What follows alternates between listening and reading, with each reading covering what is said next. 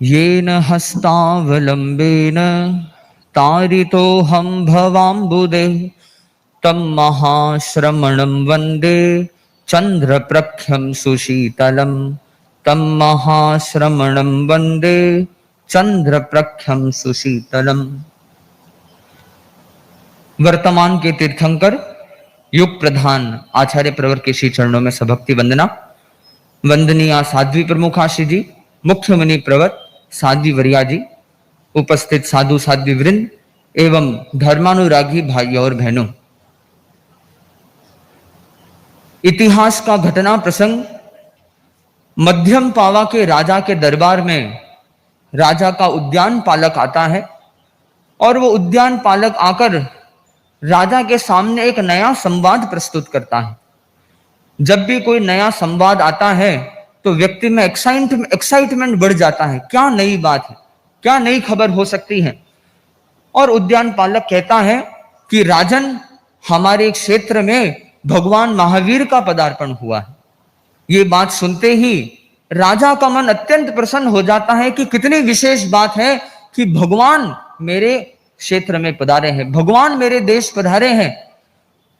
जैसे ही उद्यान पालक अपना अगला वाक्य कहता है, वो उस राजा के एक्साइटमेंट के साथ में आश्चर्य और जोड़ देता है। उद्यान पालक कहता है कि भगवान, इस बार एक बात कुछ नवीन है और वो ये है कि आज भगवान बोल रहे हैं। जैसे ही राजा ने ये बात सुनी, भगवान बोल रहे हैं, और राजा आश्चर्य में डूब गया, भाई ये तो वास्तव में कोई नई बात घटित हुई। अब विचार आ सकता है कि तीर्थंकर भगवान बोलते हैं, इसमें आश्चर्य की क्या बात हो सकती है, बोलना तो कौन सी बड़ी बात है। परंतु भगवान महावीर के संदर्भ में यह बहुत बड़ी बात इसलिए थी क्योंकि भगवान महावीर पिछले लगभग 12.5 वर्षों से प्राय मौन रहे। थोड़ा बहुत जितना उन्होंने बोला वो भी इतना कम था कि उसे ज्यादा बोलने की वक्तव्य की श्रेणी में नहीं रखा जा सकता।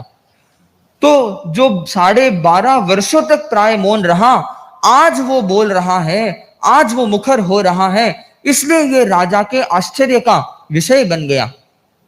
उद्यानपाल ने कहा कि भगवान, मेरे पास और पूरी निश्चित जानकारी तो नहीं, पर मैंने ये भी सुना है कि आज शायद भगवान महावीर प्रवचन भी कर सकते हैं। राजा का मन प्रसन्नता से भर गया। कौन तीर्थंकर की वाणी को नहीं सुनना चाहता। तीर्थंकर अपने साधना काल में जब वो द्रव्य तीर्थंकर के रूप में होते हैं, वो प्रायः वाणी का प्रयोग नहीं करते। जहां जितना आवश्यक होता है, जितना उन्हें अपेक्षा लगती है, चाहे वो स्थान की गवेषणा, आहार की गवेषणा आदि के लिए हो, बहुत बार पूछने पर कोई बहुत पूछ भी ले, आप कौन है, कहां से आए हैं, क्या आपका परिचय है, तो बस मैं भिक्षु हूं, मैं साधु हूं, मैं श्रमण हूं, इसके सिवाय प्राय भगवान महावीर का कोई उत्तर नहीं होता था।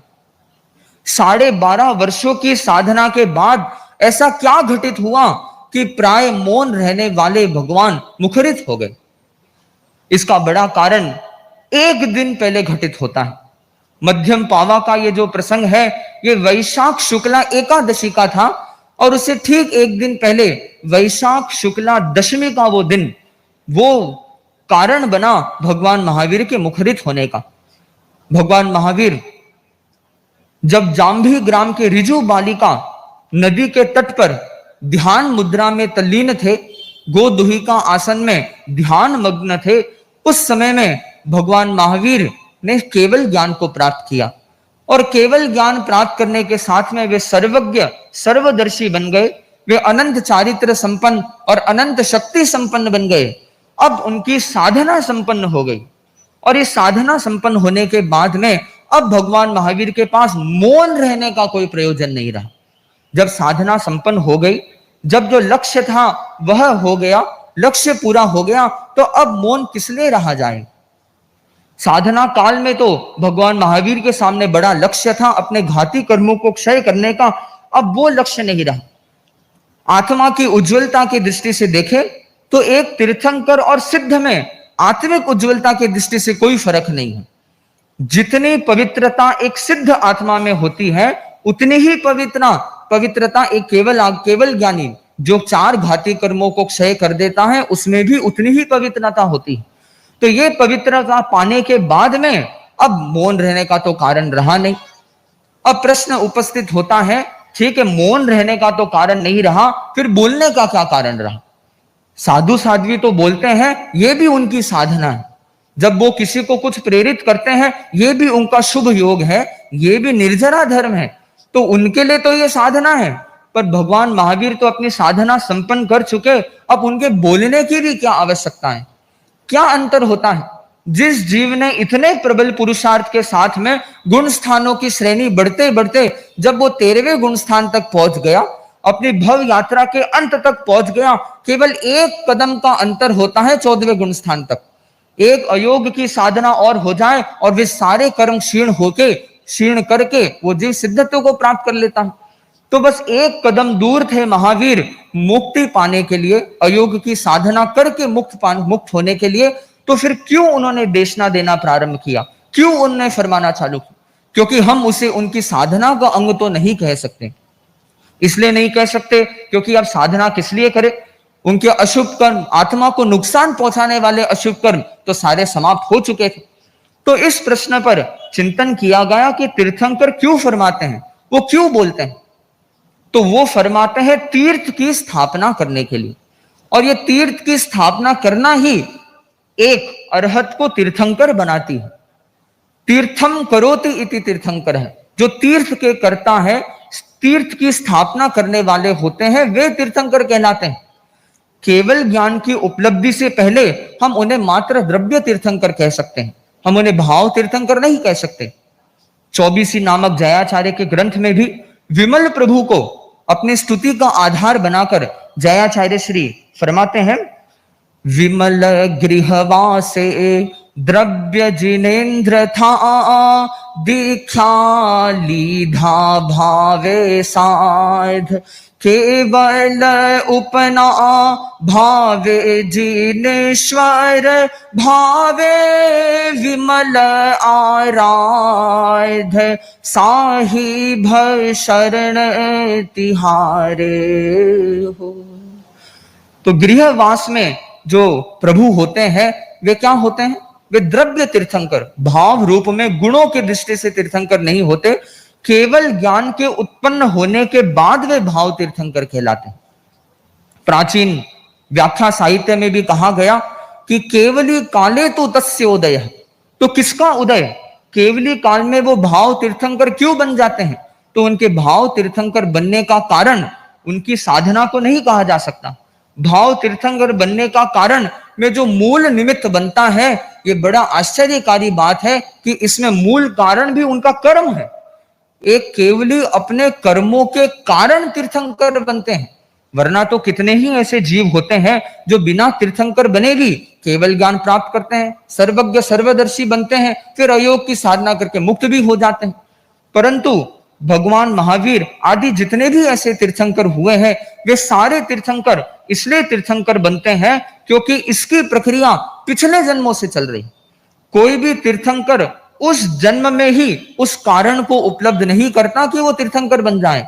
इसमें उनके पिछले जन्म की साधना होती है और उस साधना के कारण वो ऐसे तीर्थंकर नाम गोत्र कर्म का उपार्जन करते हैं और उस कर्म का वेदन करने के लिए, उस कर्म को भोगने के लिए अरहत को तीर्थंकर बनना पड़ता है।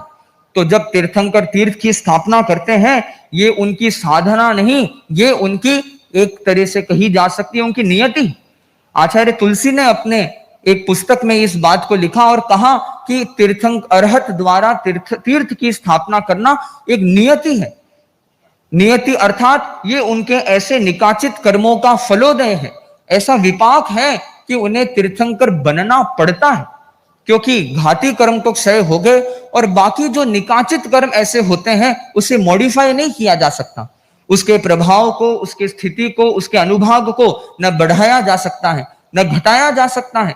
वो जिस प्रकार से बंधते हैं उसी प्रकार से उसका वेदन करना पड़ता है और वो वेदन करने के साथ में ही वो तीर्थंकर बनते हैं। उन कर्मों को क्षीण करने के लिए वो भोगते हुए उसे क्षीण करते हैं, इसलिए वो तीर्थ की स्थापना करके तीर्थंकर बनते हैं। तीर्थ शब्द, अब ये तीर्थ क्या है, ये भी बहुत ही एक महत्वपूर्ण बिंदु होता है कि हम तीर्थ किसे माने। आज विश्व भर में अनेक तीर्थ नाम से कई चीजें प्रसिद्ध होती हैं। वो क्षेत्र हो सकता है, नदी किनारा हो सकता है, कोई स्थान हो सकता है, ऐतिहासिक जगह हो सकती है, परंतु आगमों के संदर्भ में देखा जाए तो मेरे ध्यान में किसी भी स्थान को तीर्थ नहीं कहा गया। तीर्थ शब्द की अनेक व्याख्या हो सकती है। एक व्याख्या तीर्थ को प्रवचन के रूप में स्वीकार किया गया। जब गौतम स्वामी भगवान महावीर से प्रश्न करते हैं कि भगवान आपका तीर्थ कितने समय तक रहेगा, तो भगवान महावीर उसका प्राय उत्तर 21,000 वर्ष तक का फरमाते हैं। तो वो है प्रवचन की अपेक्षा से। कुछ ही सूत्र आगे भगवती सूत्र में वापस पूछा जाता है कि भाई तीर्थ तीर्थ है, तीर्थंकर तीर्थ है, ये क्या है तीर्थ? तो तब वहां पर भगवान महावीर उत्तर देते हैं तिथम पुण्य चाउ वन्य श्रमण संघे, कि ये जो तीर्थ है ये क्या है? ये चातुर्वर्णी श्रमण संघ है। तो आप देखिए ये हमारे लिए कितनी बड़ी सौभाग्य की बात और गौरवान्वित होने की बात होती है कि तीर्थ कौन है? आप तीर्थ है, श्रावक तीर्थ है, श्राविकाएं तीर्थ है, साधु साध्वी तीर्थ है, ये हमारे तीर्थ है। और हमारा जो साधना का जो आधार है और हम जिसको धारण करते हैं वो है तीर्थंकर का प्रवचन, तो वो भी तीर्थ। तो तीर्थंकर का प्रवचन और साधु साध्वी श्रावक श्राविका ये चातुर्वर्ण रूप जो संघ है, श्रमण संघ है, इसे तीर्थ कहा गया। तीर्थ की शब्द की व्याख्या में बताया जाता है कि जो हमें तारता है, तीर्यते येन भव सागरः तत्तीर्थम, कि जिससे हम तरते हैं वो तीर्थ है। तो ये हमें हमारे ध्यान में रहे कि हम ऐसे तीर्थ का सहारा लेते हैं जो हमें तारे, हम दूसरे भ्रांति में न उलझ जाए। यदि हमने अतीर्थ को तीर्थ मान लिया और उसे अपने आत्मशुद्धि का कारक मान लिया, तो हो सकता है कि वो तारने के बजाय हमारे डुबोने का कारण बन जाए। तो वैसा हम उस उलझन में न उलझे और हम वास्तविक तीर्थ के ग्रहण करें कि जो तीर्थ है वो प्रवचन रूप है और चातुर्वर्ण श्रमण संघ रूप में। तो इसी तीर्थ की स्थापना के कारण वो जीव तीर्थंकर कहलाते हैं। और ऐसे वो अपने तीर्थंकर नाम गोत्र कर्म का वेदन करते हुए जब वो उसे पूरा उसका प्रतिसंवेदन कर लेते हैं, उसके बाद में वो अयोग की भूमिका में प्रवेश करते हैं और अयोग की भूमिका में प्रवेश करके वो केवली को पाएं। तो पूरी विषय का उपसंहार करते हुए यही हमारे लिए ज्ञातव्य बात है कि हमारे लिए तीर्थ क्या है ये सदा हमारे स्मरण रहे। हम तीर्थ हैं, हम स्वयं तीर्थ हैं और ये हमारी स्मृति में लगा बना है। और अंत में मैं यही कहना चाहूंगा कि मैंने अपने वक्तव्य के प्रारंभ में पूज्य प्रवर के लिए वर्तमान तीर्थंकर के रूप में पूज्यवर की अभिवंदना की। तो वर्तमान के तीर्थंकर ये किस आधार?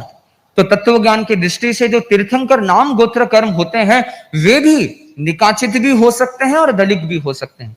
जो उनका निकाचित बंद कर लेता है वो तो निश्चित रूप से तीर्थंकर बनेगा ही, परंतु जब तक उनका निकाचित बंद नहीं होता और व्यक्ति को वैसी परिस्थिति या वैसे काल का प्रभाव नहीं पड़ता है तो वो कर्म कुछ अन्य रूप में, अर्थात भले ठीक तीर्थंकर के रूप में नहीं, पर फिर भी वो बड़े प्रभावशाली कार्य कर सकते हैं।